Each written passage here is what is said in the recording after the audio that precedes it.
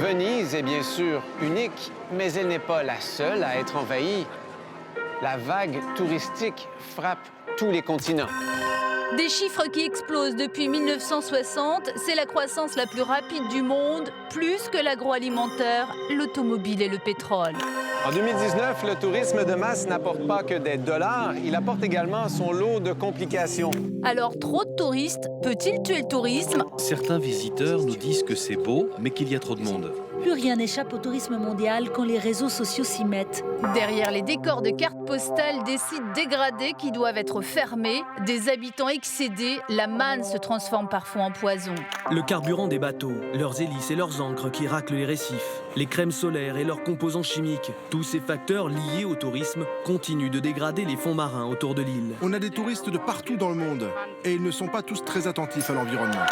Peut-on concilier tourisme de masse et protection de l'environnement? Peut-on voyager autrement? Déconnecter, choisir pour vacances un endroit loin de la frénésie du monde.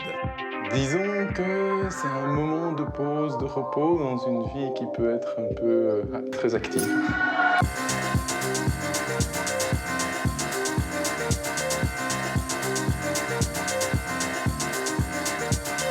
Question posée dans Objectif Monde à travers les reportages des télévisions partenaires avec les reporters qui les ont réalisés et avec nos invités, l'écrivaine et géographe Sylvie Brunel et le directeur des guides du routard Philippe Glohagan.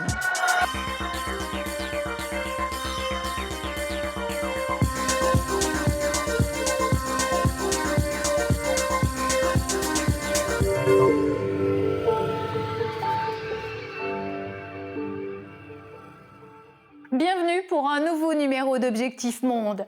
Tourisme au bord de l'overdose, c'est le thème de votre magazine ce mois-ci. Faire la queue pendant des heures pour voir un monument, se bousculer et jouer des coudes devant un tableau pour en apercevoir un tout petit morceau, cela nous est toutes et tous arrivé un jour ou l'autre. Alors comment expliquer l'explosion du nombre de touristes ? Peut-on concilier tourisme, écologie et protection du patrimoine? Avant de retrouver nos invités, partons ensemble pour un voyage à Venise, la ville où le romantisme peut aussi perdre tout son charme. On regarde tout de suite ce reportage de Yannick Dumont-Baron pour le téléjournal de Radio-Canada.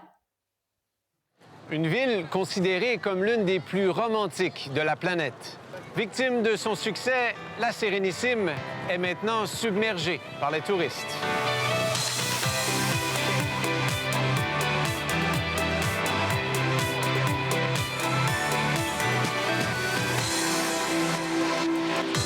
En 12 mois, Venise accueille plus de 30 millions de visiteurs. C'est un nombre qui ne cesse d'augmenter, ce qui veut dire qu'il y a plus de 500 touristes pour chaque résident. C'est un peu comme si, à Montréal, on accueillait plus d'1 milliard de personnes en une seule année. Venise est bien sûr unique, mais elle n'est pas la seule à être envahie. La vague touristique frappe tous les continents. C'est une industrie qui vaut 10 % de la richesse générée sur la planète.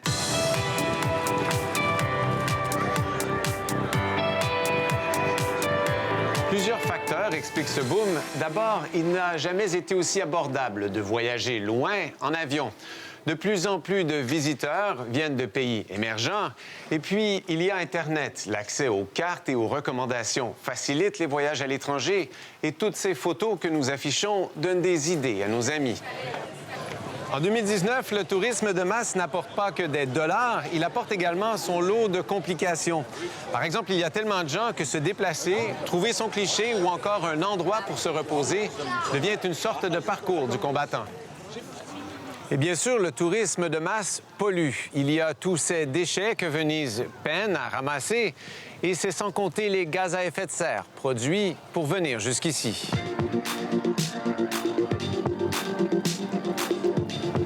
Et à Venise, les touristes chassent les résidents.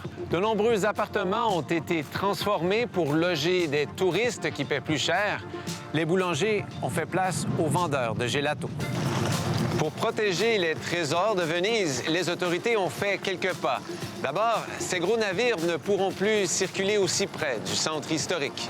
Et puis, pour voir Venise, les visiteurs devront payer. Venise a également décidé de sévir contre des comportements jugés inappropriés, comme se baigner dans le canal ou encore s'asseoir dans les escaliers. Mais tout ça, ce n'est pas qu'à Venise. Beaucoup de villes doivent maintenant résoudre le casse-tête du tourisme de masse. Autour des lieux les plus populaires, les infrastructures sont débordées. Chaque jour, il faut du temps et de l'énergie pour effacer les traces du passage des touristes. Même les pelouses n'en peuvent plus. Certains musées ont maintenant des difficultés pour bien accueillir des foules records. Ici, 30 000 personnes viennent chaque jour dans l'espoir d'apercevoir un portrait au sourire énigmatique. Et parfois, ces foules débordent dans des petites rues paisibles. Les touristes deviennent alors des envahisseurs qu'on ne veut plus accueillir dans son quartier. Autant de signes qu'il y a trop de visiteurs au même endroit et qu'il faut faire quelque chose. À certains endroits, les responsables ont décidé de limiter le nombre de visiteurs. D'autres imposent des limites à la location d'appartements de courte durée. Ailleurs, on imagine des circuits touristiques alternatifs afin de mieux répartir la masse de visiteurs. Évidemment, il n'est pas question d'interdire le tourisme, qui est d'ailleurs en pleine expansion. Et c'est peut-être là l'ironie. Il y a peu d'endroits sur la planète où les dollars des visiteurs ne seront pas les bienvenus. Retour sur le plateau d'Objectif Monde. Avec nous, notre première invitée, Sylvie Brunel. Vous êtes géographe, auteure de La planète disneylandisée aux éditions Sciences Humaines. Merci d'être là avec nous en plateau. Et avec nous, mais de Londres cette fois, eh bien, où il est en reportage, Yannick Dumont-Baron. Yannick Dumont-Baron, vous êtes reporter, vous êtes le correspondant de Radio-Canada en Europe. Vous êtes basé à Paris et c'est justement en arrivant à Paris il y a 1 an et demi, en visitant la capitale française, que vous êtes posé cette question. Mais au fond, est-ce qu'il n'y a pas trop de touristes à Paris et plus largement en Europe? Oui, effectivement. Il faut comprendre que la densité de population, elle n'est pas la même entre l'Amérique du Nord et l'Europe. Donc, moi, en me déplaçant pour le travail, pour les vacances aussi, avec la famille, par exemple, on découvre qu'il y a beaucoup plus de gens au mètre carré en Europe qu'il y en a en Amérique du Nord. Bien sûr, il y a des touristes en Amérique du Nord. Il y a certains endroits, c'est très, très dense. Pensez à Times Square, à New York, par exemple. Mais c'est vraiment avec l'incendie de Notre-Dame où on a travaillé autour de la cathédrale pendant toute la semaine après l'incendie. Et là, il y avait énormément de touristes. C'était difficile de marcher. Un de mes collègues, à un moment donné, a dit « Non, mais il y a trop de touristes. Il faudrait carrément interdire ça. Il y a trop de gens dans Paris. » Donc, ça m'a fait réfléchir un peu. Et en voyageant, en allant à l'Acropole, à Athènes, par exemple, et là où on est submergé, c'est difficile, c'est désagréable parce qu'il y a trop de gens autour de nous, j'ai commencé à en parler un peu autour de moi, à regarder, à écouter, à poser des questions. Et là, on s'est rendu compte qu'il y a vraiment un sujet. Il y a d'autres villes en Europe qui se préoccupent de ça, qui tentent de faire des choses. Yannick Dumont-Baron, je crois que le tournage à Venise, dans la Cité des Doges, il a été carrément très compliqué. C'était très difficile de faire, comme on dit, faire les plans, quoi, de filmer. Oui, effectivement, mais remarquez, là, je fais un bémol, je ne suis pas en train de me plaindre du tout parce que c'est toujours agréable d'être à Venise. Par contre, quand on est là pour le travail, parfois on veut marcher vite pour aller d'un endroit à un autre. On aimerait ça qu'il y ait de l'espace autour de nous pour pouvoir respirer, pour poser le matériel. Ce qu'on a remarqué, on a voulu le montrer dans le reportage aussi, c'est que ça, ce sont sur les grandes artères. Là, il y a beaucoup de gens. Mais si vous tournez à gauche ou à droite, vous allez dans des plus petites rues, ce qu'on appelle des sconti, si ma mémoire est bonne. Et là, il y a presque personne, ou il n'y a personne du tout. Donc, on a voulu montrer ce contraste. Ça, c'est une des choses qu'on a remarqué à Venise. L'autre, c'est qu'énormément de gens n'avaient pas de sourire aux lèvres. Venise, vous l'imaginez bien, pour bien des gens, c'est sûrement un voyage rêvé, peut-être le voyage d'une vie. Et là, énormément de gens, parce qu'il y a trop de touristes, parce que c'est difficile, il faut chercher une place, négocier son trajet dans la foule, on avait l'impression que ça devenait plutôt un parcours du combattant plutôt que quelque chose d'agréable. On va revenir vers vous, Yannick Dumont-Baron, mais je voulais faire réagir Sylvie Brunel à cette question du tourisme en Europe, notamment à travers ces tablettes, puisque vous avez commis cet ouvrage, La planète disneylandisée, où justement vous nous parlez pour un tourisme responsable, c'est le sous-titre. Je voulais qu'on regarde sur la tablette Objectif Monde, justement, ces chiffres. Regardez l'Europe, 710 millions de touristes en Europe, 216 millions en Amérique. beaucoup moins en Afrique, au Moyen-Orient, en Asie-Pacifique. Quand on imagine la petite superficie que représente l'Europe, on imagine effectivement que les Européens sont ceux qui voyagent le plus et qu'une région sur 6 en Europe est en surtourisme. Comment vous l'expliquez ? Bon, d'abord, surtourisme, ça veut dire quoi? C'est dramatique pour un pays de ne pas avoir de touristes. Tous les pays du monde aujourd'hui se battent pour attirer les touristes. Alors aujourd'hui, certains se plaignent de surfréquentation, comme on a vu ce reportage sur Venise, et en même temps, il faut bien comprendre qu'il y a aussi d'abord un problème de gouvernance de la part de ces autorités qui ont tout fait pour attirer des touristes sans se donner les moyens de gérer cet afflux. Regardez la France. La France, c'est le premier pays d'accueil du tourisme au monde. Nous avons plus de 85 millions de touristes qui viennent. Nous sommes avant l'Espagne, avant les États-Unis. Or, qu'est-ce qu'on voit? Eh bien, on voit que les sites se sont organisés. Quand le Mont-Saint-Michel, tellement visité, a trouvé qu'il ne voulait pas de voitures, il a fait des parkings loin et des navettes gratuites. Et ce que dit Yannick Dumont-Baron, c'est que il suffit d'aller dans des rues adjacentes, il suffit d'aller à la messe à la basilique Saint-Marc à 8h du matin, il n'y a personne. C'est-à-dire qu'on peut toujours trouver son bonheur, et ce qui est très triste, vous venez de le montrer dans la carte, en Afrique, il n'y a que 67 millions de touristes. C'est dramatique pour un pays quand les touristes s'en désintéressent.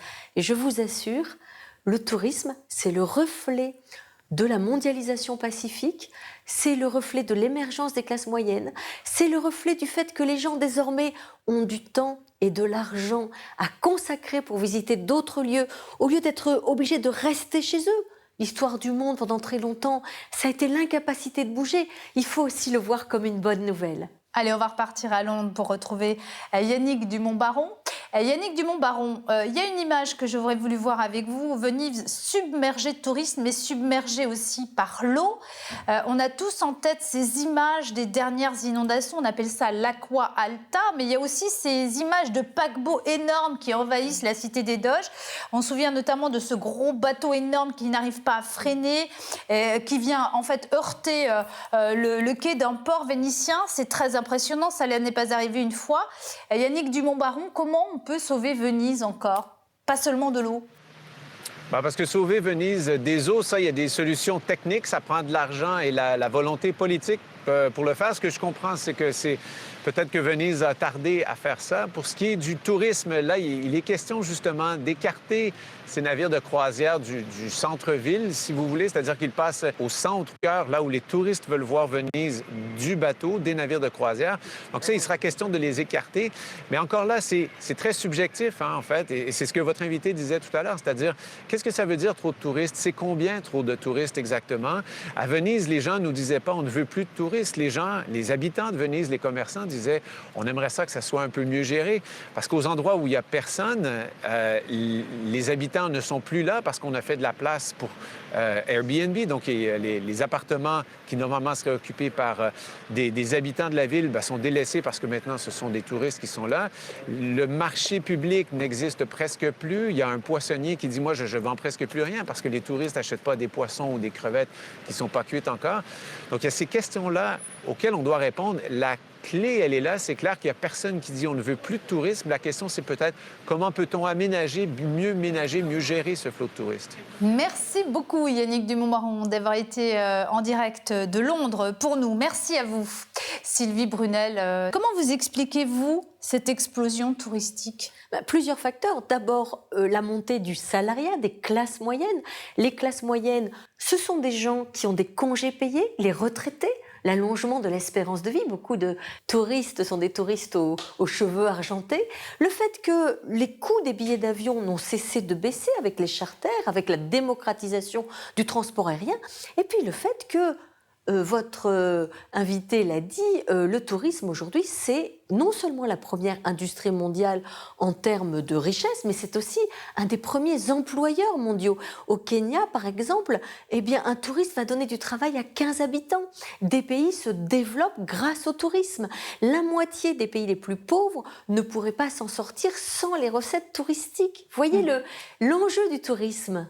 Sylvie Brunel, vous restez avec nous pour la suite de cette émission. On va parler d'un autre pays qui croule littéralement sous les touristes. Il s'agit de la Thaïlande. Ces plages paradisiaques sont aujourd'hui souillées, victimes de la déferlante touristique. La plus célèbre d'entre elles, la plage de Maya Bay, a dû même être fermée. Avant sa fermeture, imaginez, plus de 5000 vacanciers s'y bousculaient chaque jour. Thaïlande, la plage interdite, un reportage d'Yvan Martinet pour l'émission Envoyé spécial sur France 2. 7h30, la meilleure heure pour se lancer à la découverte des îles Koh Phi Phi.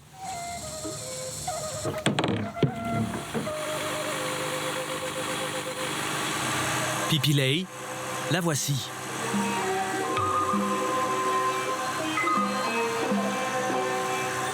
Une île inhabitée, longue de 2 km, comme une forteresse de roches surgit des eaux turquoises de la mer d'Andaman. Une muraille naturelle pour protéger son trésor.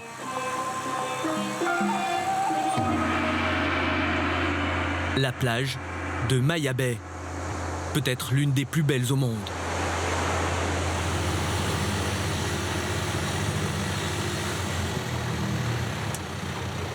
Voilà, Maya Bay, mes amis. Par contre, impossible de franchir cette ligne. Et on peut se baigner, mais... Non, pas possible de nager, vous pouvez juste prendre des photos. Le paradis est interdit. Depuis 1 an déjà, les autorités thaïlandaises empêchent l'accès à Maya Bay. Les clients ne sont pas contents de ne pas pouvoir aller à Maya. Certains sont même prêts à me payer plus cher pour y accéder quand même. Mais c'est impossible, c'est un délit. Si j'amène des touristes, je suis mort. Si Maya Bay est fermée, c'est que Maya Bay se meurt. En 2000, c'est sur ce sable immaculé qu'est tournée La Plage avec Leonardo DiCaprio, Virginie Ledoyen et Guillaume Canet. Une bande de routards venus vivre une expérience mystique dans cet Éden. Et le monde découvre que quelque part en Thaïlande, ce décor de rêve existe bel et bien. Mais le succès mondial de la plage va faire du paradis un enfer. Maya Bay, il y a quelques mois. Sur les 250 mètres de plage, 5000 vacanciers déferlent chaque jour. Une marée humaine qui peu à peu anéantit les fonds marins. Les autorités thaïlandaises n'ont pas le choix. Elles doivent interdire la plage pour tenter de la sauver.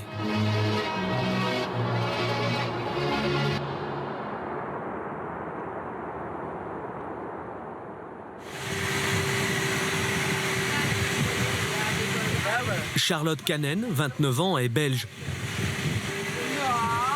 Elle vit dans l'archipel de Koh Phi Phi depuis 6 ans. Elle y est monitrice de plongée.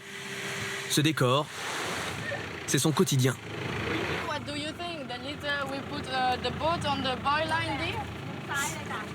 De plongée en plongée, Charlotte a vu les fonds marins se dégrader, spécialement ici, à Maya Bay. La partie qui est fermée, c'est 100% mort. Il n'y a plus de coraux vivants. Tout simplement. Tout est mort. C'est 100% mort. C'est que de la pierre. C'est que de la pierre, c'est que du sable. Il n'y a plus de couleur. Et elle va nous le montrer, en plongeant juste avant la ligne d'interdiction, à 300 mètres de la fameuse plage. 1, 2, 3.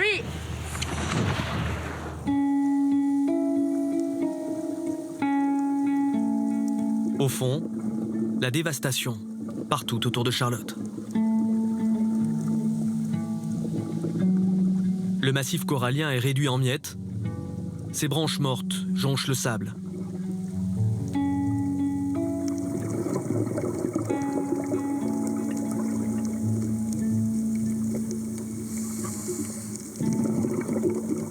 Celui-ci est encore vivant, mais sa blancheur indique qu'il est mourant.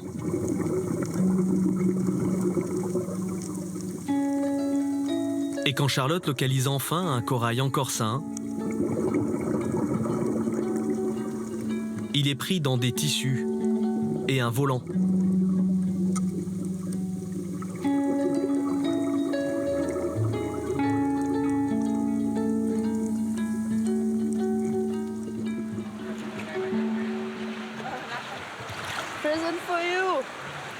Maya Bay fermée, le problème de la pollution s'est déplacé vers les autres parties de l'île, toujours autorisées. Le carburant des bateaux, leurs hélices et leurs ancres qui raclent les récifs. Les crèmes solaires et leurs composants chimiques. Tous ces facteurs liés au tourisme continuent de dégrader les fonds marins autour de l'île. Vous n'avez pas l'impression de participer à cette grosse campagne de destruction finalement en vivant de ce tourisme, en emmenant vos touristes par exemple quand ils ont de la crème solaire, quand avec leurs palmes ils effleurent un corail et ils le cassent. C'est là que dans ma vie de tous les jours, c'est parfois un petit peu difficile. Quand j'emmène des plongeurs sous l'eau, je fais super attention, mais on ne peut pas tout contrôler. C'est notre gagne-pain, donc il faut réussir à juger. Pour moi, tout fermer, c'est pas la solution non plus. Les îles Koh Phi Phi, noyées sous le tourisme. Tout commence à 50 km de là, sur le continent, à Phuket. C'est d'ici qu'embarquent les vacanciers pour rejoindre l'archipel de Koh Phi Phi. Sur le ferry, ce matin-là, c'est Dana Inut, 52 ans, qui se charge de l'accueil à bord. Les sacs à l'intérieur, s'il vous plaît. Depuis combien de temps vous faites ce métier? Plus de 10 ans. Et ça a changé en 10 ans? Ça a beaucoup changé. Avant, on avait un tout petit bateau pour transporter les gens aux îles Koh Phi Phi. On pouvait y mettre 200 personnes. Maintenant, celui-ci, c'est 800 passagers. Celui-là, c'est 600 passagers. Et lui là-bas, 300. Il y a plus de capacité parce que bien plus de touristes veulent se rendre sur ces îles. Parmi eux, beaucoup d'Européens ces dernières années. Vous parlez français? Un petit peu. Vous avez appris? Appris avec vous. Avec les touristes? Avec les touristes? Avec les touristes. Mais vous parlez bien alors? Un petit peu, pas beaucoup. Comme ci, comme ça. Et il y a écrit quoi sur votre t-shirt dans le dos? Sauvez l'océan. On a des touristes de partout dans le monde et ils ne sont pas tous très attentifs à l'environnement. Certains, ils mangent, ils jettent leurs emballages par-dessus bord. Donc quand ils voient ce message, ils se disent « Ah oui, il faut garder la mer propre ». Vous êtes une sorte de pense-bête, quoi.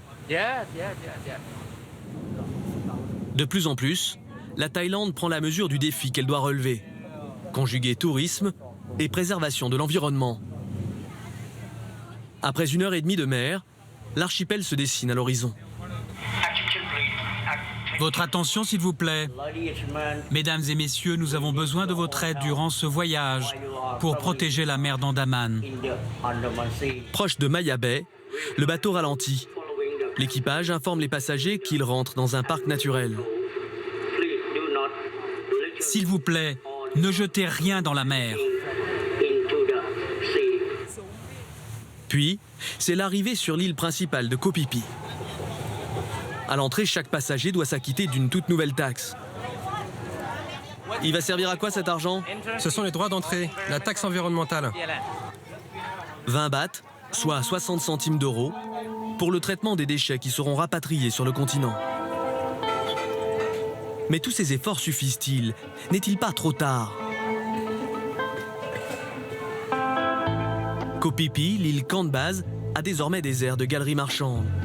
Tout y est sacrifié au tourisme. Le béton a peu à peu rongé le sable blanc.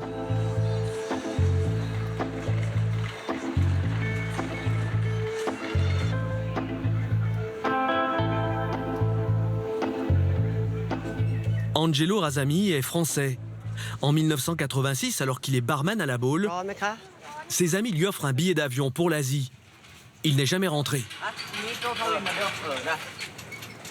Le bateau que j'ai pris, et il a beaché ici, c'est-à-dire il s'est posé sur le sable. Et le gars nous a dit jump, jump. Donc on a sauté à l'avant du bateau. Il nous a envoyé les sacs pour ceux qui avaient des sacs, n'étaient pas nombreux. Et on s'est retrouvés là. Le sable blanc du début jusqu'à la fin là-bas. Il y avait des cocotiers partout. Et là, il y avait un petit chemin, pas d'eau, pas d'électricité. On pouvait se compter sur les doigts de la main, quoi. Et là, instantanément, j'ai dit ça. C'est ici que je veux être. Ouais. Mais fini la vie de Robinson. L'île a bien changé. Ça, c'est l'arrivée du bateau de 16 heures, là. Ça vient de Phuket ou de Krabi. Pour loger et nourrir tous ces touristes, Les gars, ça va? les constructions se sont multipliées et les cocotiers ont cédé la place au fast-food. En 87, à cet endroit précis, il y a quoi? Des maisons en bois et c'est des pêcheurs. Leur activité, c'était de tourner vers la mer. Donc, il y a leur filet qui sèche. De leur hamac et de leur maison, ils voient leur bateau, leur long tailboat qui flotte. Et voilà, et maintenant, c'est deux grosses enseignes qui se font face à l'autre. Et cet endroit-là, il est perdu. Pour le charisme de l'île, il est perdu, quoi. Les affres du tourisme, Angelo les subit dans ses affaires aussi. Tracasser de l'air. Il est hôtelier. Il y a quelques années, sur l'emplacement de ses cases, il construit son petit hôtel. 4 bâtiments nichés dans la végétation. C'était fin 2010. Là, entre-temps, il s'est passé un truc, là. Et là, il y a un voisin qui s'est installé, qui a fait son hôtel, sa propre structure hôtelière. Quand vous l'avez vu sortir de terre, ça a été quoi votre réaction? Bah, on se demandait jusqu'où il allait monter quand même. Hein. On s'est dit, allez, là, ils vont faire, oh, ça ira pas plus loin. Puis après, encore un étage, puis encore un étage. Ah ouais, quand même. J'aurais pas pensé. Cet énorme édifice vient littéralement encercler son petit établissement. Le tourisme de masse, là, vous l'êtes pris pleine face. Oui, forcément, c'est bien compliqué. Les îles Koh Phi Phi victimes de leur succès. Seulement 2500 habitants pour 25 000 touristes en haute saison. Observez à 200 mètres de l'hôtel, cette myriade de navettes rapides. Toutes proposent le même tour des îles à la journée. Les coques sont collées, plus une place. Pourtant, le commandant de ce bateau veut à tout prix débarquer ses touristes sur cette plage et il va tout faire pour.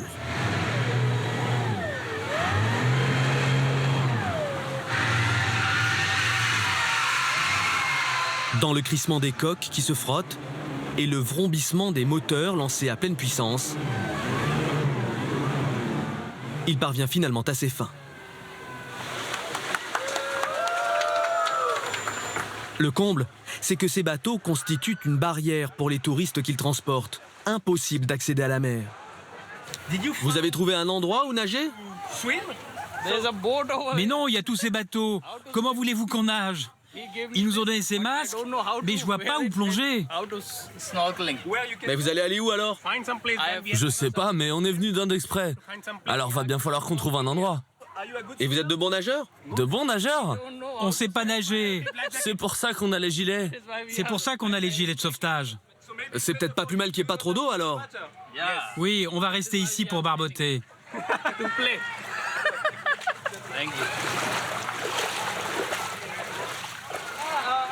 Ce tourisme de masse tue ces îles à petit feu. Bangkok, la capitale. Nous avons rendez-vous avec le spécialiste thaïlandais des fonds marins. Celui qui a alerté les autorités sur l'urgence de la situation. Il s'appelle Ton Tamrugnawagawat. Bienvenue chez moi. Bonjour, merci de nous recevoir. Qu'est-ce que c'est sur votre polo là? Des poissons, bien sûr. On peut dire que c'est vous l'expert des océans dans ce pays. Ouais, vous pouvez. Ça fait 30 ans que je suis dans la recherche comme océanologue. Et c'est bien vous qui avez fait fermer Maya Bay. Oui. Oui. Le spécialiste est catégorique. Le drame écologique qui se joue dans les îles Koh Phi Phi, ça serait la faute des voisins chinois qui auraient submergé l'archipel. Le film La plage, ça n'a été que le début. Si vous regardez le tourisme à Maya Bay, au début, il n'y en avait qu'un tout petit peu. Et là, il y a eu le film, la fréquentation a grimpé de plus en plus.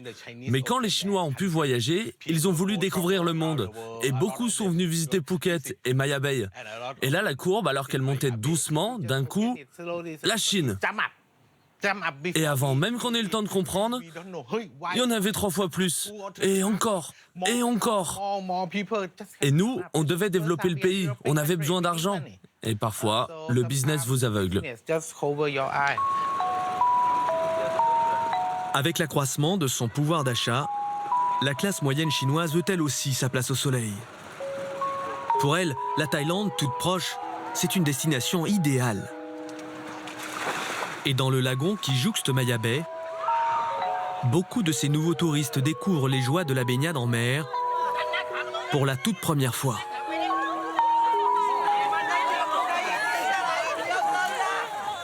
C'est la première fois que vous vous baignez dans la mer? Oui, oui, c'est la première fois. C'est un bel endroit, j'aime. Mais j'ai peur. Et vous aimez la Thaïlande? Oui, oui, j'aime la Thaïlande.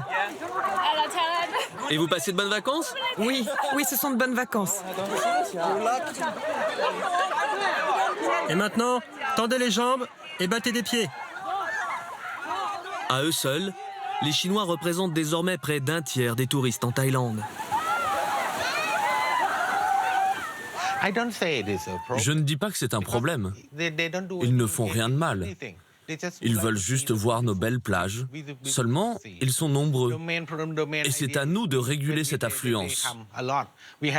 On ne peut pas leur dire « Vous n'avez pas le droit de découvrir le monde ».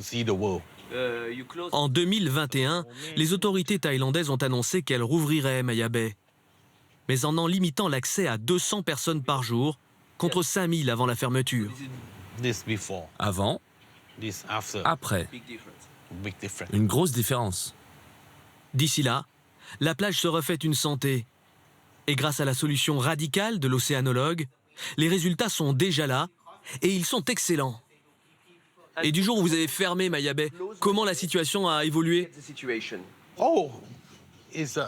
Incroyable.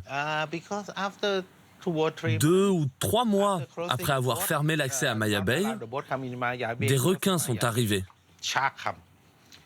On en a compté plus de 60.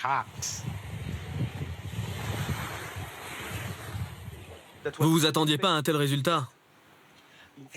Mais comment on aurait pu s'attendre, en fermant cet endroit, à passer en seulement 2 mois de 5000 touristes à 60 requins? Où ça arrive une chose pareille? C'est la première fois que les scientifiques observent un tel phénomène. Pas qu'à l'échelle de la Thaïlande, mais de la planète. Ainsi, Maya Bay devrait devenir un sanctuaire pour ces requins à pointe noire, une variété inoffensive pour l'homme. Retour dans la baie de Koh Phi Phi, l'île principale. La nature reprend ses droits, mais il faut l'aider. Ces plongeurs font partie d'une organisation de protection des fonds marins, Ocean Quest. Et ce jour-là, ils ramassent des pierres et ces débris de coraux dispersés sur le sable.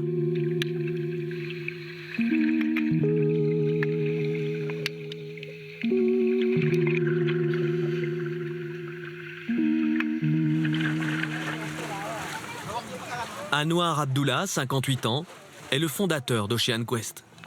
Voilà plus de 40 ans qu'il plonge et qu'il développe sa technique pour redonner vie au corail. Du corail, ça existe partout. Mais ici, il n'en reste plus beaucoup. Donc voilà ce qu'on trouve, des fragments comme ça. Vous voyez, tout est mort. Mais là, il y a un tout petit bout vivant. Et ça, c'est mon espoir. On va le ressusciter en lui donnant une nouvelle maison sur cette pierre. Et pour ça, rien de plus simple. Regardez ce corail. Je le pose ici pour qu'il y pousse. Pour le coller au rocher, surprise, Anwar utilise de la glu. Elle fixe la bouture sur la roche. Et maintenant, je le remets dans l'océan et il va recommencer à grandir. Et ça marche. Au bout d'1 an, fermement ancrés à leur rocher, les minuscules coraux se sont développés.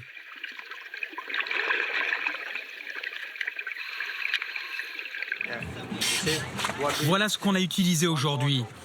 Un flacon à 30 centimes. On a fait 33 pieds avec ça. Et il en reste encore. Avec cette technique, vous pouvez restaurer les massifs coralliens partout sur Terre. Oui, absolument. Parce que ça ne coûte rien. Ça va vite C'est à la portée de tous, c'est pas technique, très simple. Tout le monde peut apprendre à le faire, même un enfant.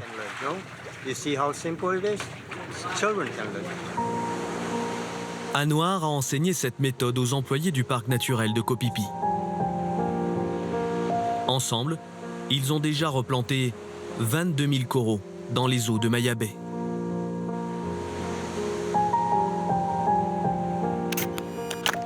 Sylvie Brunel, une réaction à ce sujet? D'abord, excellent et fabuleux reportage, mais qui montre quoi? Qui montre d'une part que le surtourisme n'est pas inéluctable et que tous les pays qui souffrent justement de cette surfréquentation peuvent se réinventer. Ça, c'est plutôt encourageant. Et puis, il faut quand même dire un mot sur la Thaïlande. La Thaïlande, le problème, c'est que c'est un pays où, comment dire, je voudrais ne pas être trop négative, mais c'est un pays qui a décidé que le tourisme serait une manne, qui l'a accueilli sans aucune limite, en matière de prostitution, en matière de mafia, en matière de non-réglementation de l'espace public. D'ailleurs, elle souffre aujourd'hui de la concurrence des pays voisins, la Birmanie, le Vietnam, le Cambodge. Et si la Thaïlande, aujourd'hui, ne réfléchit pas à la façon dont elle traite les touristes, elle les traite mal, parce que vous savez qu'elle a instauré maintenant des permis, l'interdiction de la cigarette électronique, les retraités doivent avoir une assurance, on peut les mettre en prison dans les geôles thaïlandaises s'ils se comportent mal. Eh bien, elle va perdre ce qui est aujourd'hui l'assurance d'une certaine prospérité économique, puisque c'est 40 millions de touristes chaque année, 20% de la richesse nationale.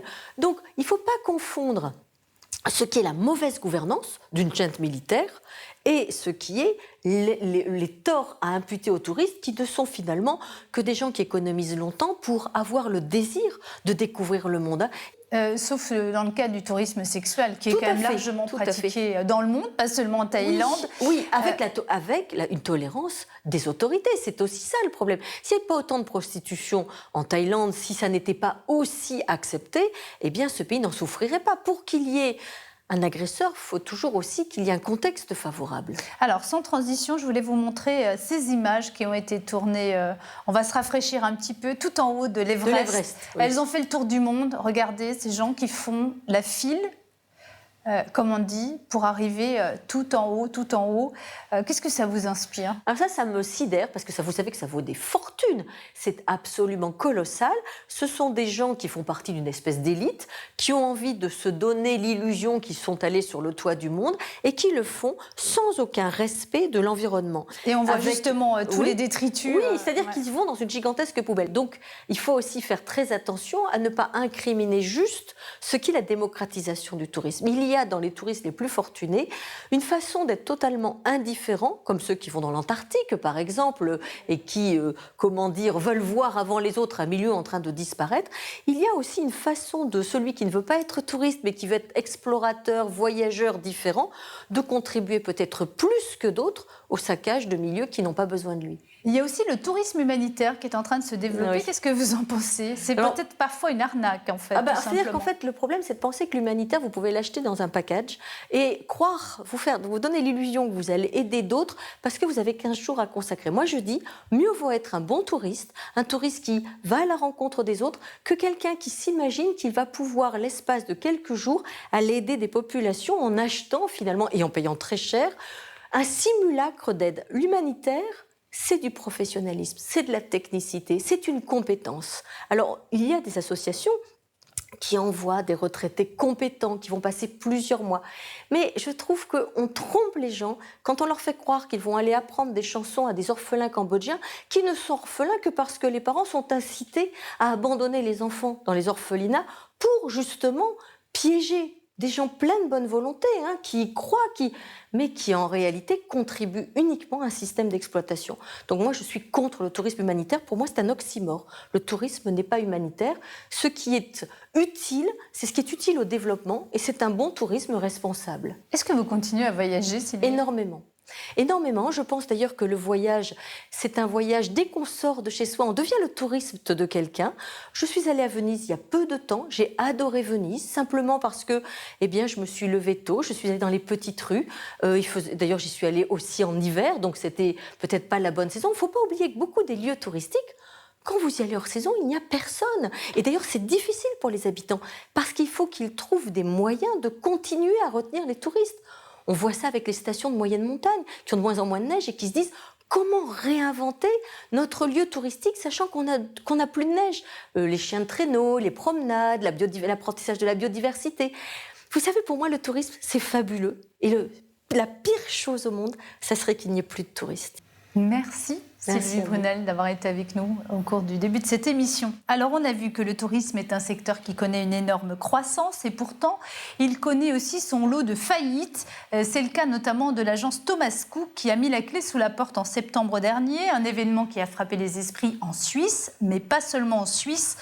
C'est un reportage signé Quentin Bollen pour l'émission Mise au point sur la RTS, la radio-télévision suisse. Le patron suisse de Thomas Cook vient d'annoncer la faillite du plus vieux voyagiste au monde, près de 180 ans après sa création en Grande-Bretagne. Une faillite aussi rapide qu'inattendue qui impacte plus de 600 000 voyageurs dans le monde. Bloqués, ils ne savent pas de quoi leur avenir sera fait.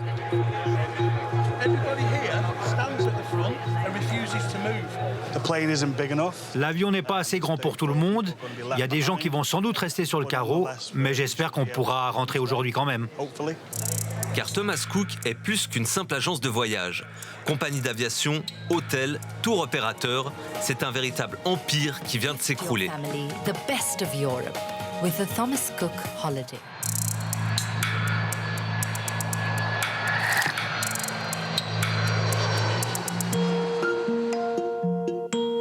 C'est en Suisse, en 1863, que l'anglais Thomas Cook organise un de ses premiers grands tours en Europe. Un succès retentissant pour ce voyage qui va emmener 8 touristes britanniques de Genève au Rigi, dans le canton de Lucerne, et lancer définitivement le succès de l'agence de voyage. Aujourd'hui, le transport à bras d'hommes a été remplacé par le train et les Britanniques par des Asiatiques et des Indiens, principaux clients de Thomas Cook à venir ici, en haut du Rigi.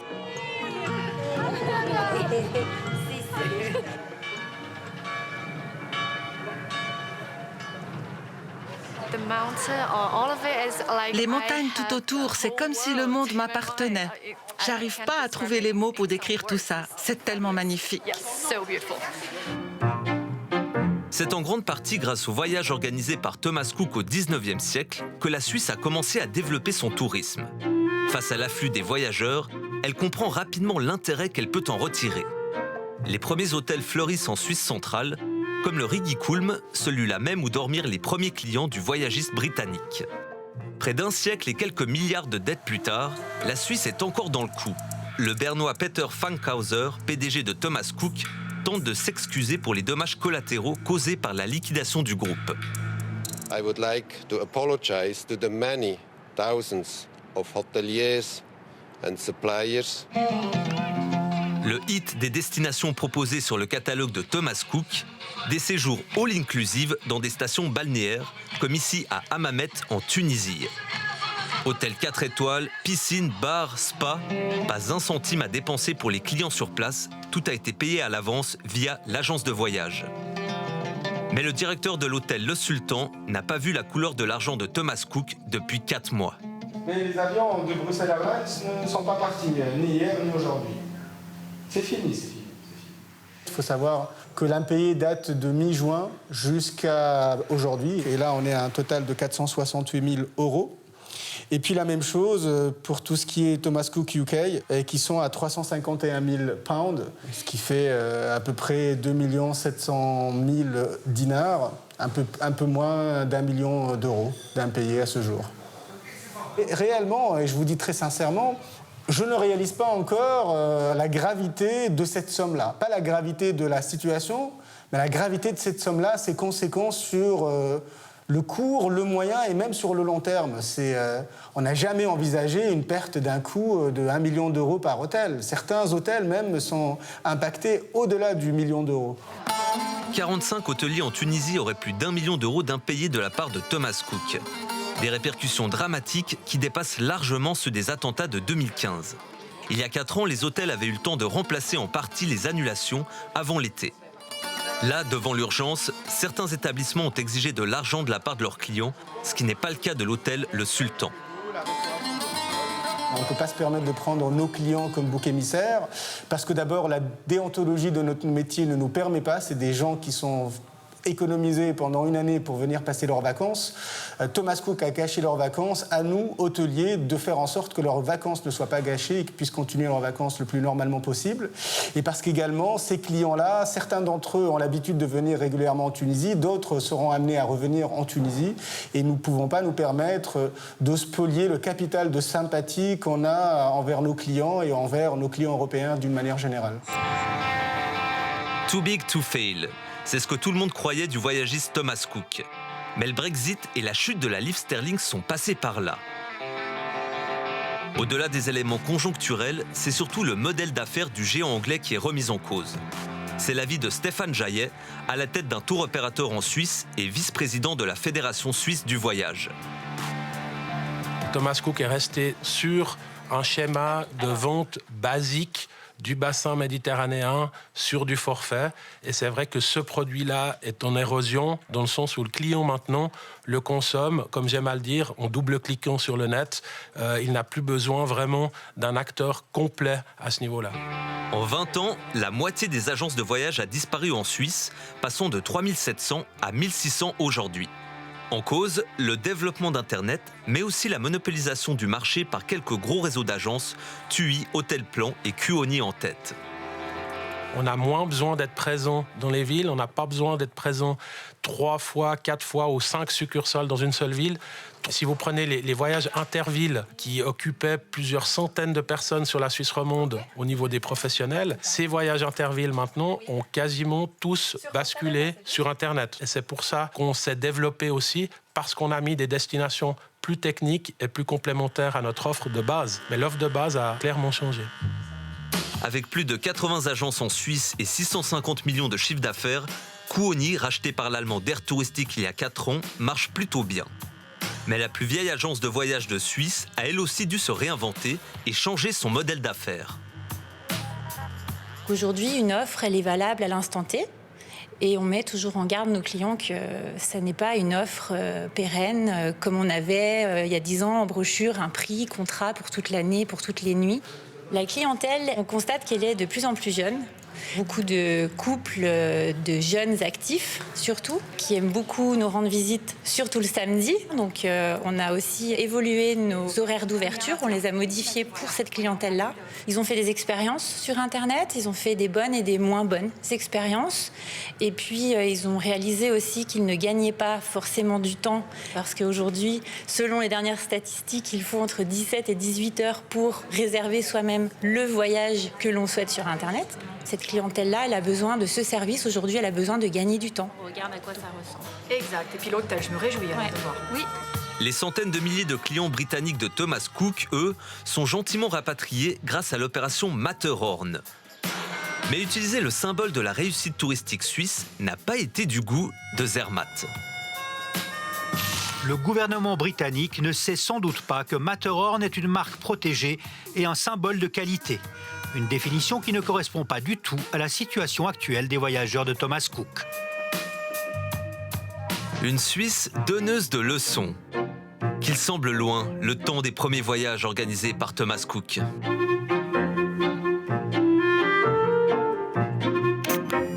Voilà, retour dans le monde actuel, dans les années 2000, sur le plateau d'Objectif Monde. Avec nous, Quentin Bollen, journaliste à la RTS et auteur de ce sujet. Avec nous également, Philippe Glohagen, vous êtes le directeur des Guides du Rolltard. Merci, messieurs, de nous avoir rejoints. Première question à vous, Quentin Bollen. La faillite de Thomas Cook a vraiment marqué les esprits. Comment l'expliquez-vous ? Bon, il y a plusieurs explications à ça, mais c'est vrai que c'est un business model qui est quand même dépassé, car très peu varié. En général, c'était des tour opérateurs qui proposaient des séjours dans des hôtels all-inclusifs pendant une semaine, en général, sur le bassin méditerranéen, avec des prix très fixes qu'on gardait dans un catalogue. Alors, c'est vrai que les voyageurs 2.0, qui sont habitués à Internet, eux, ce qu'ils veulent, c'est du sur-mesure, du voyage à la carte, des prix dynamiques, comme les last minute, par exemple, où on peut faire une affaire au dernier moment. C'est vrai que là, Avec Thomas Cook, c'était plus vraiment le cas. Et puis aussi Airbnb, qui est venu sur le marché. Et quand on sait que Thomas Cook avait beaucoup d'hôtels, c'était une concurrence très rude. Il y a aussi des facteurs conjoncturels. La baisse du livre sterling, qui a fait que les voyageurs britanniques ont beaucoup moins voyagé. C'était beaucoup eux qui utilisaient Thomas Cook.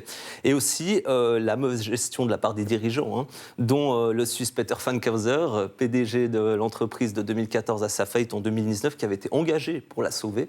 C'est raté. Et il a été beaucoup critiqué, lui et ses cadres, pour avoir touché des salaires beaucoup trop lourds et des primes astronomiques, étant donné la situation de l'entreprise. Alors, on a beaucoup parlé, Quentin, des 600 000 clients touchés par cette faillite.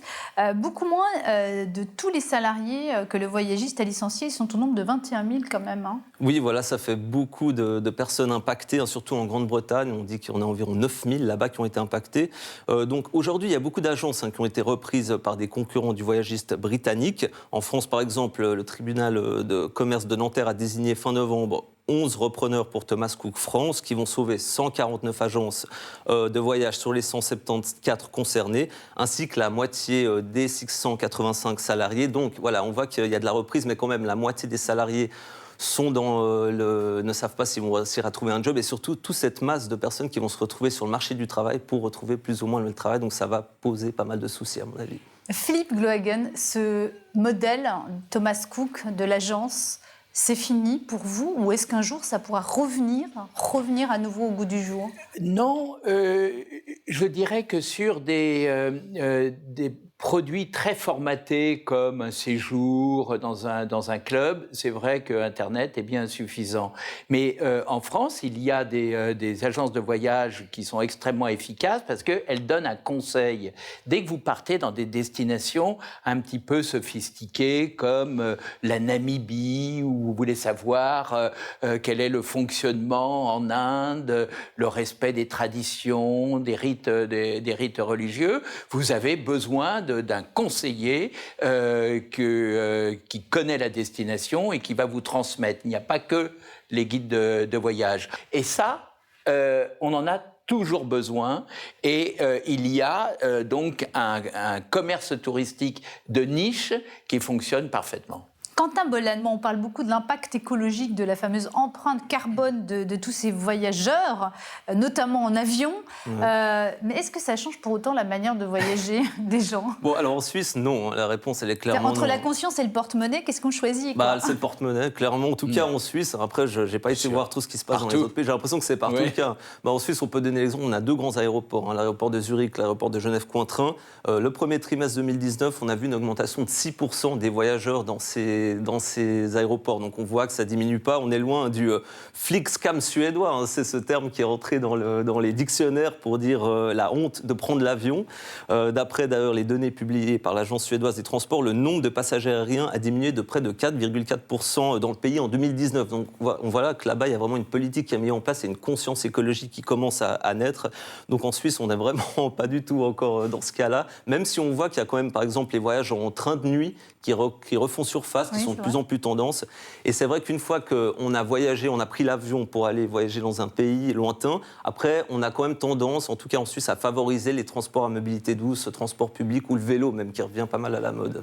Philippe Glohagen, c'est vraiment ça, les vols pas chers, à bas coût, comme on dit, c'est ce qui a aussi provoqué cette explosion touristique? Absolument, c'est la démocratisation du voyage. Pour rejoindre ce que disait Quentin, je dirais que la Suisse est un peu spécifique. C'est-à-dire que pour moi, vu la hauteur et la puissance du franc suisse, les ressortissants suisses ont intérêt, pour faire des économies, à partir en vacances à l'étranger. Et ça, c'est quelque chose qui est très spécifique et unique peut-être en Europe. Alors en ce qui concerne les vols bon marché, c'est vrai que le low cost a été une explosion considérable, et nous le voyons dans les guides de routard qui concernent les grandes capitales européennes. C'est vrai que ce sont des chiffres assez faramineux.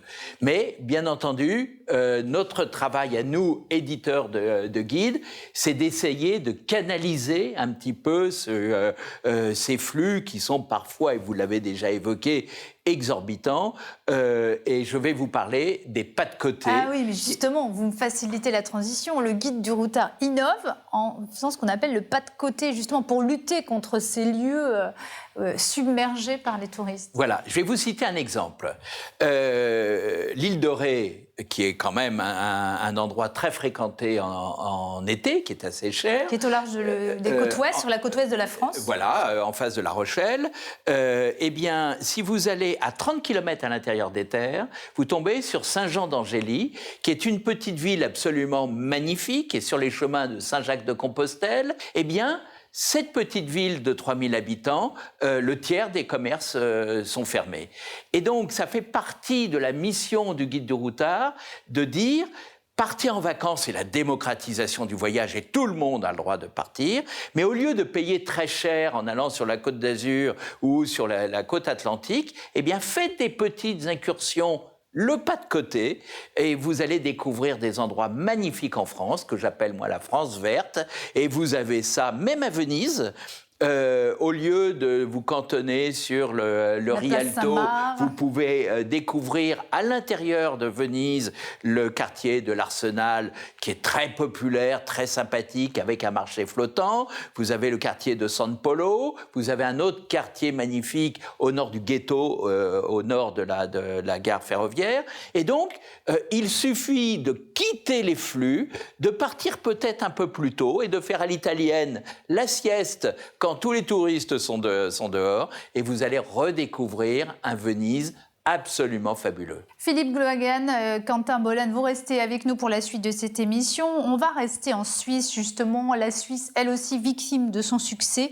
Et vous allez voir, même les alpages suisses sont victimes de surtourisme, comme en témoigne cet extrait du magazine Temps Présent sur la RTS, la radio-télévision suisse. C'est un reportage signé Françoise Weillamer et Yannick Tenet. Plus rien n'échappe au tourisme mondial quand les réseaux sociaux s'y mettent, même ici au fin fond du canton d'Appenzell. Premier indice, les centaines de voitures parquées au pied du téléphérique.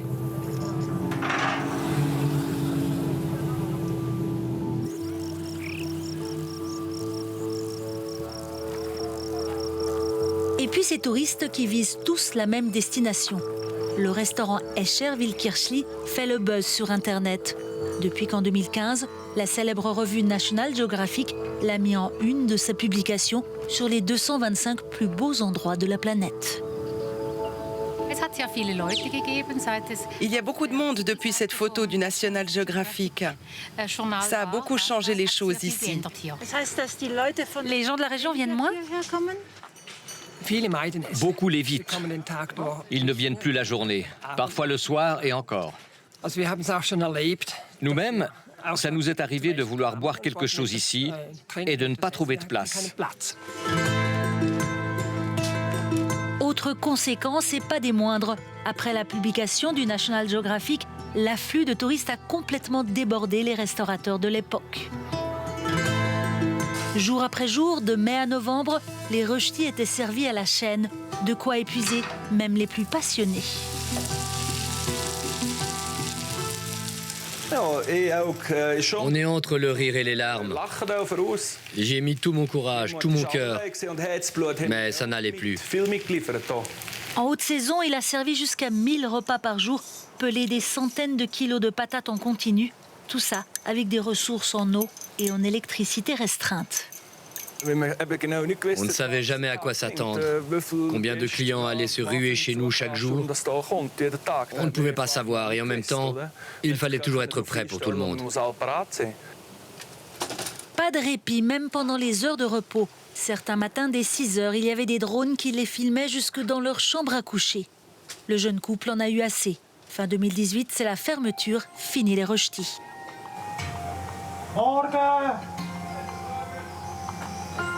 Depuis mai, une nouvelle équipe a repris l'auberge. Les contraintes restent les mêmes.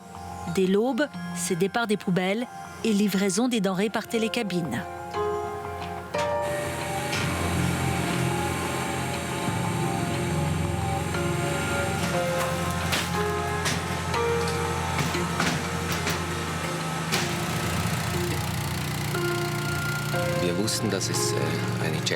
On savait que c'était un défi car beaucoup de monde vient en même temps dans ce lieu. Il y a toutes sortes de contraintes, c'est petit, on n'a pas beaucoup d'eau. La cuisine est trop exiguë pour servir autant de repas. Alors, au vu de tout ça et de l'expérience de nos prédécesseurs, on a décidé de préparer nos plats en pleine et de les mettre sous vide.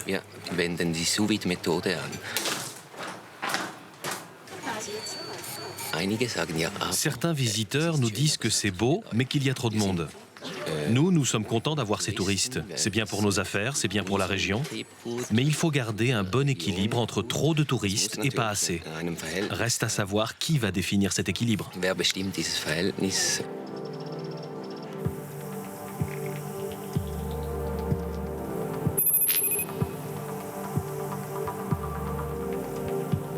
Sur le Rigi, à 1 heure de Lucerne, certains habitants se posent la même question. La montagne mythique a toujours attiré une foule de touristes, mais la masse actuelle de visiteurs inquiète. À mi-chemin du sommet, Rigi-Kalbat est la station d'arrivée du téléphérique qui part de Végis, au bord du lac des 4 cantons. René Stettler s'y est installé il y a une dizaine d'années.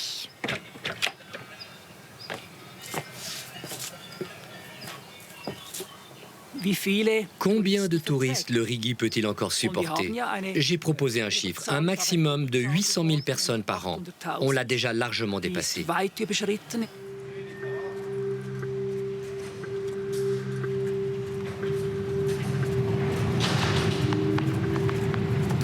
Face à René, il y a les exploitants des remontées du Rigi. Les Rigibanen sont en train de renouveler leur matériel. Commande de nouveaux wagons et d'un nouveau système de télécabine. Pour eux, il s'agit d'améliorer les capacités de transport et pas de limiter le nombre de visiteurs à 800 000.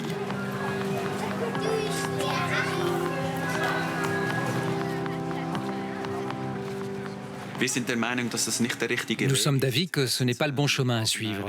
D'abord parce que nous avons une obligation de transport. Nous sommes reliés au transport public de la Suisse et on doit permettre l'accès au Rigi 365 jours par année. Et ensuite parce qu'on ne peut pas se priver d'un potentiel économique. Il n'est pas question d'établir une limite maximum.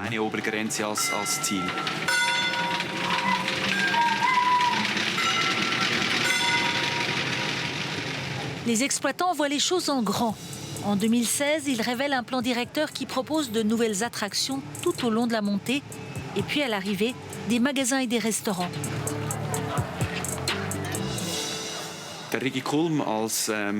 Le sommet du Rigi, qui est le point fort de l'excursion, n'a rien de très attrayant. Donc dans les années à venir, nous projetons de reconstruire l'arrivée pour l'embellir. Il faut comprendre que les visiteurs qui arrivent par mauvais temps n'ont rien pour s'abriter. Ils sont littéralement plantés sous la pluie. Et ce n'est simplement plus acceptable aujourd'hui.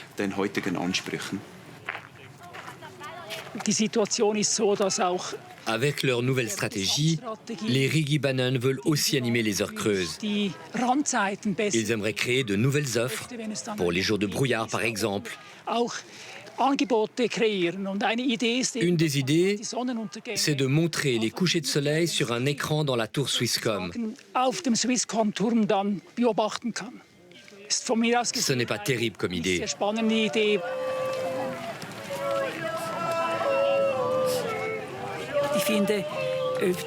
Je pense que c'est dommage pour le Rigi, et naturellement aussi pour les autres montagnes, qu'on veuille y faire monter toujours plus de monde, dans le but unique de remplir les caisses et de commercialiser la montagne.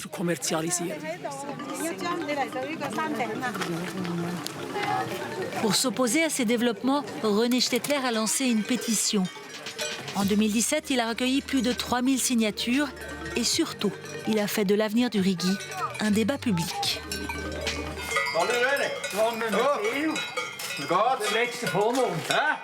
Franz Tony Kennel tient la fromagerie de l'Alpage à 20 minutes du sommet. Il n'a pas signé la pétition de René, mais il s'engage pour un développement économique durable sur le Rigi. Dis donc René, soyons honnêtes. Tu le sais aussi bien que moi. Le Rigi s'est développé grâce au tourisme. mais il n'a pas encore été détruit. Et il faut faire attention à ce que ça ne se produise pas. Il faut que les touristes continuent à s'émerveiller devant ce paysage magnifique. Et donc, on doit absolument se poser la question, où veut-on aller? Pour moi, c'est important qu'on ne construise pas n'importe quoi sur le sommet. Je crois que c'est essentiel que les habitants de la montagne aient aussi leur mot à dire. C'est clair, les Rigibanen doivent pouvoir faire du chiffre. Ils doivent pouvoir donner du travail à leurs employés. Mais ils ne peuvent pas encourager le tourisme de masse sans qu'on sache si on a les ressources pour cela. Pour moi, c'est important qu'on s'occupe de l'économie alpine. Et il faut le dire clairement, le tourisme en fait partie. Cela ne me servirait à rien de fabriquer du fromage si je ne pouvais pas le vendre aux touristes. Ils en profitent car ils ont un aliment sain et moi, je peux payer un prix équitable aux paysans qui me fournissent le lait. Les jeunes ont du plaisir à s'occuper des vaches sur l'alpage et tout fonctionne dans ce cycle de vie.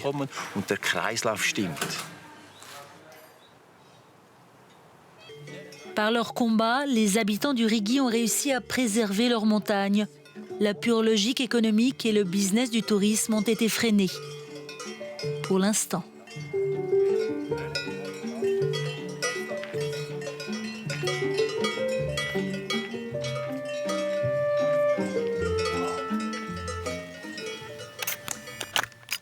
Retour sur le plateau d'Objectif Monde.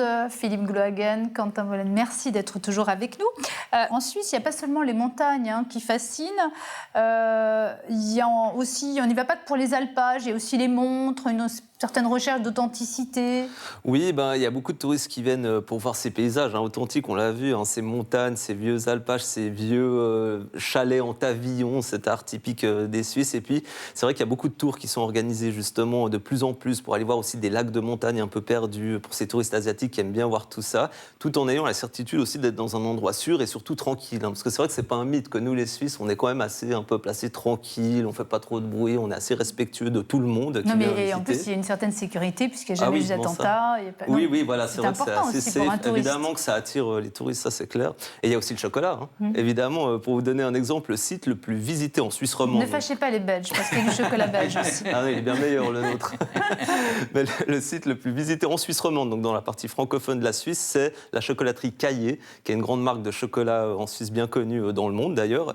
Mais il y a aussi surtout les montres, évidemment, qu'il y a beaucoup de touristes. Ce qui n'est pas banal d'ailleurs de s'appeler Caillé quand on produit du chocolat. Vrai. Chocolat au lait. À base de lait. Ils font de très bons chocolats blancs aussi. Enfin, mais oui, il y a les montres, voilà, comme je le disais, évidemment que les touristes viennent pour acheter des montres. Je vous donne un chiffre assez représentatif qui est sorti du temps présent qu'on vient de voir. Sur la petite place des Cygnes, à Lucerne, donc cette ville, une toute petite place qui est prise d'assaut en été par les touristes. Et c'est une petite place qui est entourée de shops de montres. Et bien là-bas, on dit qu'une montre Rolex est vendue toutes les 5 minutes. Et le chiffre d'affaires total des magasins qui sont autour de cette place, c'est environ 1 milliard d'euros de chiffre d'affaires par an. Pour vous dire à tel point c'est populaire. Et puis, quand on parle de cette place des Cygnes et de cette ville de Lucerne de 80 000 habitants, elle a battu un record l'année passée. 9,5 millions de touristes ont été enregistrés à Lucerne l'année passée. Donc c'est un record. Vous imaginez, dans une ville de 80 000 habitants, en été surtout, vu qu'ils viennent beaucoup en été, ça fait beaucoup de bouchons dans les rues. Et c'est vrai que le reportage dans son intégralité, et vous pouvez le voir, les gens peuvent le voir, sur le site internet de la RTS. Et effectivement, il y a toute une partie qui est consacrée à la ville de Lucerne. On voyage pas seulement pour les paysages, Philippe Glohagen, on voyage aussi pour aller à la rencontre des gens, pour acheter, ça dépend. Oui, vous avez des ratios selon l'endroit d'où l'on vient, selon qu'on est du continent asiatique ou qu'on est européen, on ne recherche pas les mêmes choses? Bien entendu. Alors, pour le lectorat du Guide du Routard, c'est vrai qu'on s'intéresse beaucoup plus aux gens, aux rencontres, qu'aux monuments. Donc, moi, je n'ai pas de conseils à donner. Du moment que les gens sont heureux, c'est à chacun de voir, de décider leur type de vacances. Mais c'est vrai que l'afflux du continent asiatique en Europe qui est en appétence de consommation, alors que nous, ça commence sérieusement à nous passer, eh bien, ils sont très acheteurs, ils fréquentent énormément les boutiques, que ce soit en Suisse pour les montres, que ce soit dans les magasins à Paris. Tant mieux. Et le tourisme n'est pas une maladie honteuse, il suffit de la canaliser. Le meilleur exemple pour moi, ce sont les États-Unis. Aux États-Unis, vous prenez le parc du Colorado, parc national, pour descendre le Colorado, il y a des radeaux, 10 millions de visiteurs quand même dans l'année, et bien quand vous y allez, vous avez le sentiment d'être seul en pleine nature. Non. Il y a une règle, c'est que lorsque un bateau est sur la rivière, il est interdit de continuer à naviguer si à l'horizon on voit un autre bateau. C'est très régulé, les gens sont ravis, ils ne voient absolument personne. Or, c'est une succession toute la journée de bateaux, et je peux vous dire que celui qui déroge à cette règle, eh bien, il y a des Yankees, des sortes de gardes champêtres avec de grosses jumelles, c'est $500 à payer cash. Parce que ce sont des gens qui ont les moyens de gérer ces flux, de contrôler les abus touristiques ou de certaines agences de voyage, et peut-être que le tiers-monde va s'y mettre, parce que c'est vrai qu'on voit à Katmandou, on voit à Bangkok, on voit en Afrique du Sud une surpopulation, et la sauvegarde de la nature, et même de l'intérêt touristique tout simplement, c'est la gestion de ces flux.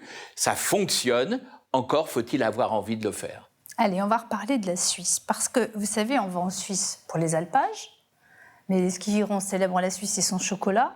Il y a une autre personnalité très forte qui a rendu la Suisse aussi très célèbre dans le monde. Il s'agit du champion de tennis, Federer. Il a fait beaucoup pour la Suisse. C'est l'effet loupe des réseaux sociaux et notamment d'Instagram. Oui, je ne pense pas qu'il y avait beaucoup de monde qui connaissait la Suisse. Enfin, moins de monde en tout cas qui connaissait la Suisse avant que Federer arrive. C'est quand même 7 millions d'abonnés sur Instagram, 14 millions sur Facebook, 12 millions sur Twitter. Donc qui peut rêver meilleur ambassadeur que Federer pour la Suisse? Et c'est vrai qu'on le voit dans les photos, il voyage beaucoup en Suisse, en vacances d'ailleurs. Oui, c'est un peu comme les Martines, on a Federer se promène, Federer porte la coupe, Federer au ski. Et ce qui est drôle, c'est quand il vient en vacances en Suisse chez lui, parce qu'il est toujours sur le tour à faire des matchs de tennis. Et du coup, il pose ses photos. Et évidemment que tous les fans de Roger veulent faire comme Roger, donc ils viennent aussi en Suisse pour voir ces paysages-là. Il y a aussi une autre image que j'aurais aimé qu'on regarde avec vous, avec une anecdote qui est assez incroyable.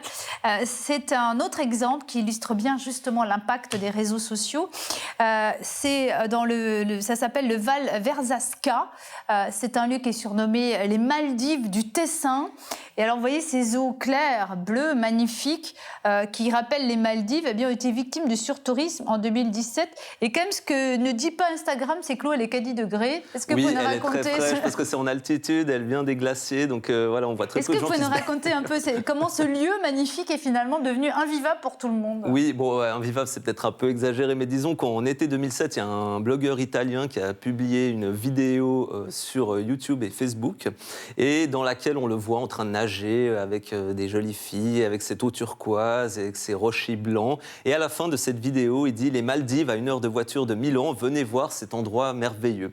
Et l'appel, il a été bien entendu, parce que cette vidéo, elle a été vue des millions de fois, 3 millions de fois ce jour-là. Quelques semaines après, le week-end déjà, d'après la publication de cette vidéo, des touristes italiens sont venus par centaines pour aller dans ce lieu magnifique. La commune de Lavertezzo a même dû engager des policiers pour faire le trafic routier, parce qu'il y avait beaucoup trop de monde. Et évidemment que ces touristes viennent pour une journée, ils font un pique-nique, des grillades, ils laissent leurs déchets sur place, dans un lieu où il y a très peu de poubelles. Ça montre bien le pouvoir que peuvent avoir justement ces youtubeurs, ces influenceurs, et cette autre façon maintenant de choisir ses vacances qui est liée vraiment à un buzz d'une vidéo sur Internet. Et ça échappe effectivement au contrôle des autorités, et c'est pas facile du coup de réguler les flux comme vous le préconisez. Il y a un autre exemple, on va partir à Barcelone, où là il y a eu des manifestations. C'était en août 2018, donc des manifestations d'habitants de Barcelone, des Barcelonais, qui râlaient, qui protestaient contre la vie chère, contre la hausse des prix du loyer.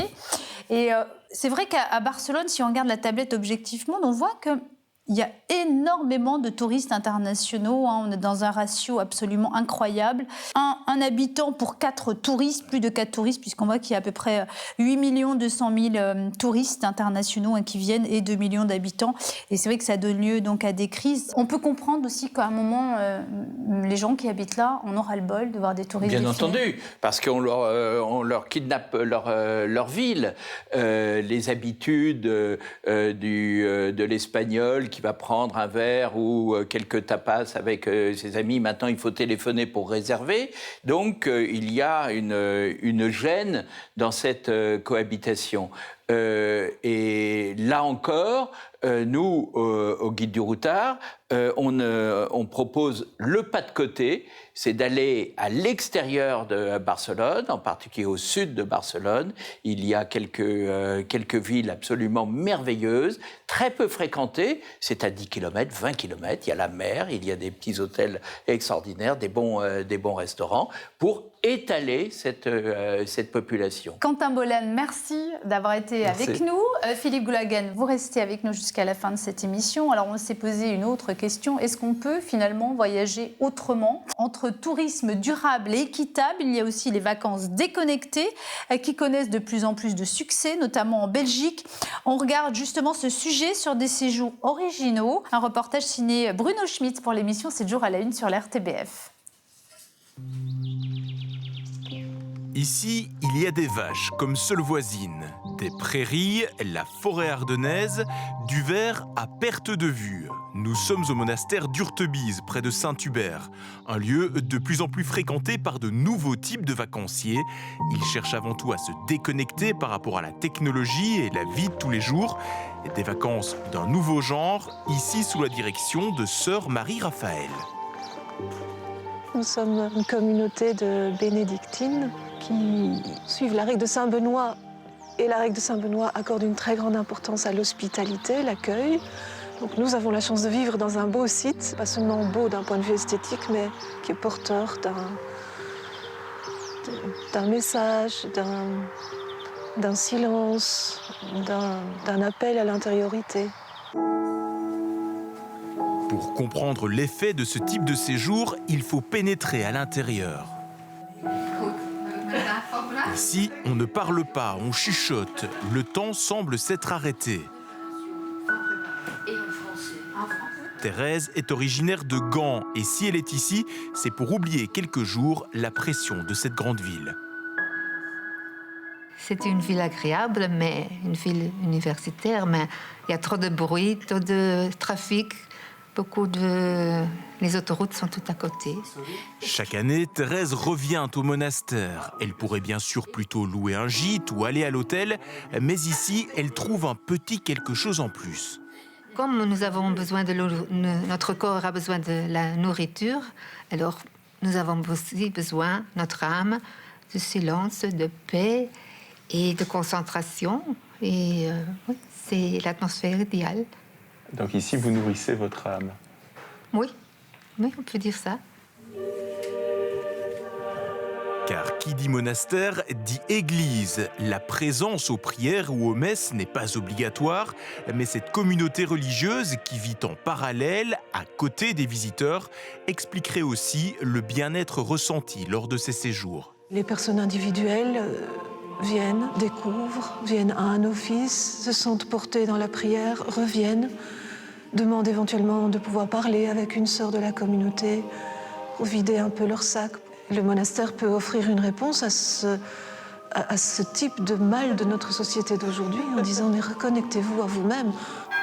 Une philosophie qui attire de plus en plus. Le nombre de séjours augmente ici chaque année. Des vacances d'un nouveau genre qui plaisent à toutes les générations.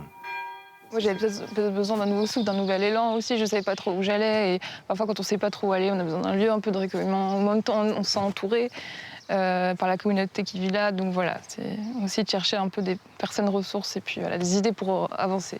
Choisir pour vacances un endroit loin de la frénésie du monde. C'est le cas de Luc qui, malgré un travail très prenant, choisit la simplicité extrême pour ses vacances. C'est tout à fait spartiate. Mais ça correspond à la philosophie du thé. Simplicité, et être en contact avec la nature, être en contact avec les autres. Donc on n'a pas besoin d'autre chose que cet espace réduit. Un espace dont ne sortiront ni le GSM ni l'ordinateur, alors que d'habitude, cette technologie n'est jamais très loin. Disons que c'est un moment de pause, de repos dans une vie qui peut être un peu très active. Avec Thierry, Luc fait partie d'un groupe. Ah Thierry. Tu viens? Oui, j'arrive. Écoute. On va au zen. Ils viennent passer ici quelques jours totalement zen. En profitant de l'atmosphère de ce monastère chrétien.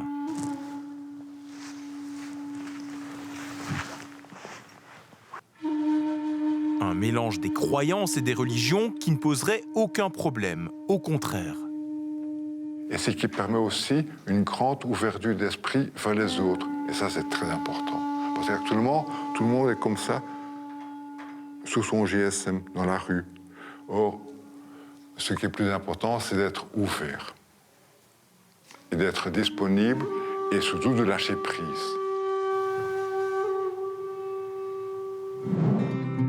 Des lieux de vacances coupés du monde et de plus en plus recherchés. Nous sommes quelques kilomètres plus au sud.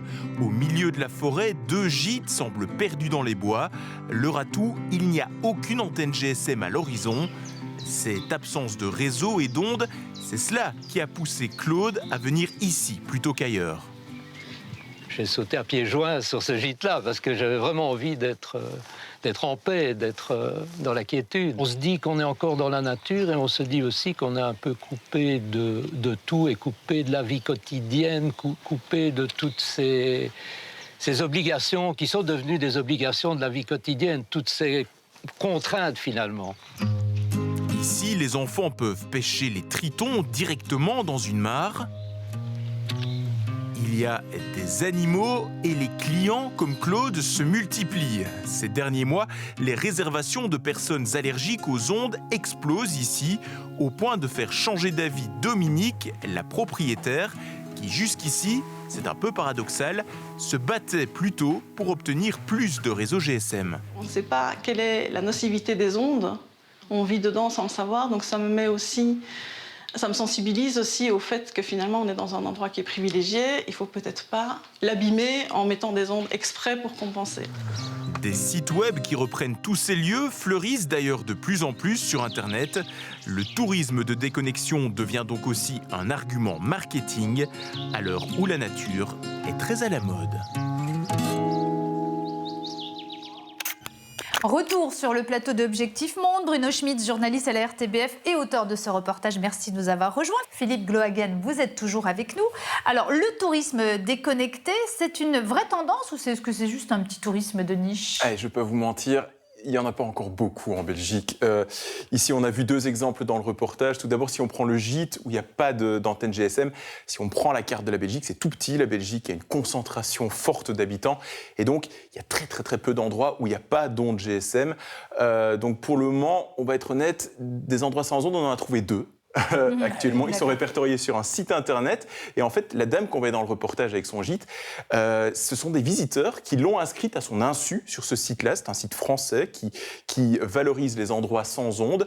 Alors, c'est essentiellement en France, en Autriche qu'on en retrouve et donc là en Belgique, et comme on le voyait dans le reportage, ce qui est drôle, c'est que la dame, elle disait au départ, moi je voudrais plus d'ondes GSM parce que c'est difficile pour les clients, pour le contact, etc. Et en fait, maintenant, elle se rend compte qu'il y a de plus en plus de réservations de gens qui viennent pour cette tranquillité et pour cette absence d'ondes, et donc elle en fait un bénéfice marketing, alors que pour les monastères, là on se rend compte, si on va sur un site internet spécialisé, il y en a plus d'une centaine disponibles en Belgique, soit pour groupe, soit pour individuel. Ça vous donne une idée, Philippe Glohagen, pour faire un guide du routard sur les lieux déconnectés ? Oui, c'est intéressant, mais je pense qu'il y a une vraie population qui est à la recherche de ce calme, de ce retour à un environnement plus doux, sans connexion, d'être en contact avec une nature un petit peu vierge, en tout cas un peu inviolée.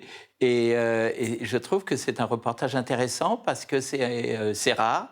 Il y a quelques zones encore en France. En tout cas, je vous promets d'y réfléchir. Est-ce que les Belges sont des grands voyageurs, Bruno Schmitz? Selon les chiffres européens, oui, on est dans le top. Il y a eu, selon les chiffres que j'ai regardés, en 2017, 15 millions environ de voyages en Belgique.